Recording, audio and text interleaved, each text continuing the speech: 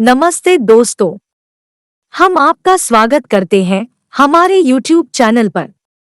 आज हम आपके साथ बांटने जा रहे हैं एक ऐसी कहानी जो हमें बुद्ध के जीवन के माध्यम से मानसिकता की महत्वपूर्ण दिशाओं पर विचार करने का अवसर देती है।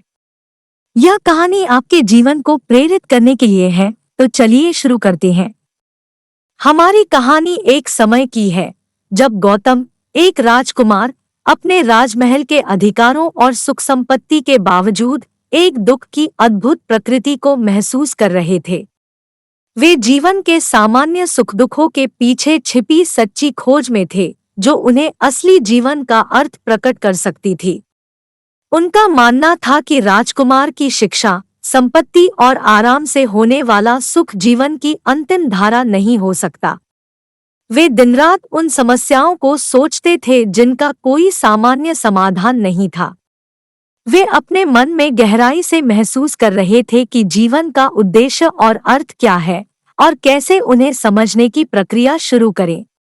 उनकी आत्मा के गहरे सवालों का समाधान खोजते समय उन्होंने आसपास के जीवन को भी गौर से देखने की शुरुआत की। अपने व्यक्तिगत सुख और सामाजिक सुख के पीछे छिपे आत्मा के आदर्श की खोज में उन्होंने समाज में व्याप्त दुखों और दरिद्रता का सामना किया। इससे उनके मन में और भी अधिक संदेह और समय की अनिश्चितता उत्पन्न हुई। उनका विचार था कि जीवन के विभिन्न पहलुओं को समझने के लिए उन्हें समय देने की आवश्यकता है, और इसका परिणामस्वरूप वे उनकी वैचारिक प्रक्रिया में और भी उदार और निष्कलंक बने। इस प्रकार गौतम की खोज उनके व्यक्तिगत और आत्मिक उन्मूलन की दिशा में बढ़ गई। उनका उद्देश्य था जीवन के असली मर्म को समझकर सच्चे सुख की प्राप्ति करना। इससे हमें यह महत्वपूर्ण सीख मिलती है कि सुख और अर्थ बाहरी विषयों में नहीं, बल्कि आंतरिक अनुभवों और समझ में होते हैं। इसके बावजूद भी गौतम की यह खोज सिर्फ उनके व्यक्तिगत सुख की प्राप्ति के बारे में नहीं थी, बल्कि यह समाज के लिए भी एक महत्वपूर्ण संदेश था। उन्होंने दिखाया कि सुख और समृद्धि का असली अर्थ उस समाज की सामाजिक और मानसिक स्थितियों को सुधारने में है, और न कि वस्त्र, संभोग या धन में। अगले भाग में हम देखेंगे कि गौतम ने कैसे अपने मानसिकता को सुख और शांति की दिशा में मोड़कर अपने आत्म साक्षात्कार की ओर प्रस्थान किया। गौतम बुद्ध की कहानी के इस दौरान हम देखते हैं कि वे राजकुमारी जीवन को छोड़कर संन्यास ले लेते हैं। यह निर्णय उनके लिए एक महत्वपूर्ण परिवर्तन का प्रतीक था। उन्होंने राज्य, सुख और संपत्ति को त्याग कर अपने जीवन की सार्थकता और उद्देश्य की खोज में कदम रखा।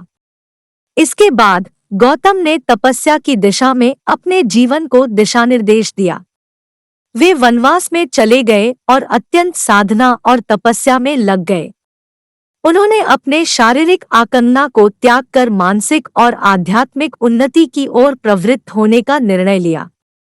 इस तपस्या के दौरान गौतम ने अपनी इंद्रियों को संयमित करने का प्रयास किया और अपने मन को शांत करने का प्रयत्न किया। वे खुद को भूख और प्यास की परिस्थितियों में रहकर अपने मानसिक संयम की परीक्षा देते रहे।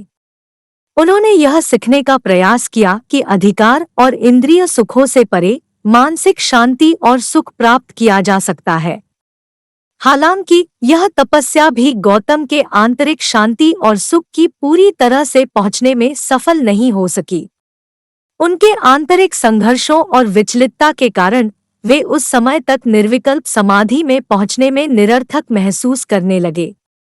इसके बावजूद गौतम बुद्ध ने अपने दृढ़ संकल्प के साथ अपनी मानसिक उन्नति की दिशा में प्राथमिकता दी।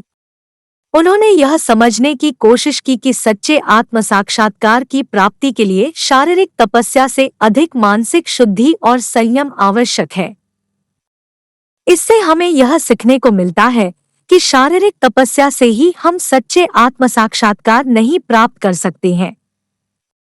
जीवन में उच्चतम आनंद और शांति की प्राप्ति के लिए हमें मानसिक शुद्धि, संयम और आत्मविकास की दिशा में भी कदम बढ़ाना आवश्यक होता है। उसके बाद गौतम ने मध्यम मार्ग की पहचान की, एक मार्ग जो तपस्या और इंद्रिय संयम के साथ संतोष और सामंजस्यपूर्णता का संयोजन है। वे समझते थे कि तपस्या की एकत्रिति के साथ ही सही ब्रह्मचर्य, आहार, आचरण और ध्यान से ही सच्चे आत्म साक्षात्कार हो सकता है। यह उनकी खोज की प्रक्रिया से हमें सीखने को मिलता है कि अंतहीन तपस्या या आत्मसंयम के बिना सच्चे सुख और आनंद प्राप्त नहीं हो सकते। गौतम बुद्ध की अंतिम यात्रा के दौरान उन्होंने बोधि वृक्ष के नीचे बैठकर निर्विकल्प समाधि में प्राप्ति पाई। वहां उन्हें संपूर्ण जीवन की सत्यता का अनुभव हुआ और उन्होंने चतुरार्य सत्य का उपदेश दिया।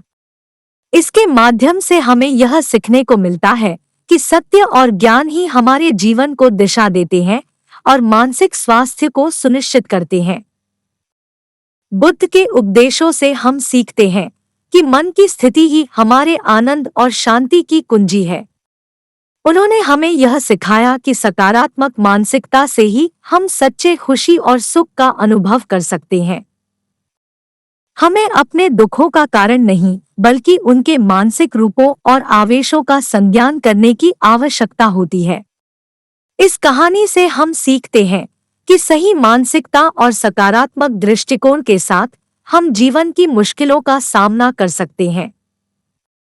बुद्ध ने हमें यह सिखाया कि खुशी और सुख बाहरी वस्तुओं में नहीं, बल्कि हमारे मन की स्थिति में होते हैं। यदि आपको यह वीडियो पसंद आया हो तो लाइक करें, अपने दोस्तों के साथ शेयर करें और हमारे चैनल को सब्सक्राइब करना न भूलें। आपके साथ हमेशा ऐसे महत्वपूर्ण विचारों साझा करने का एक अवसर मिलता रहेगा। धन्यवाद।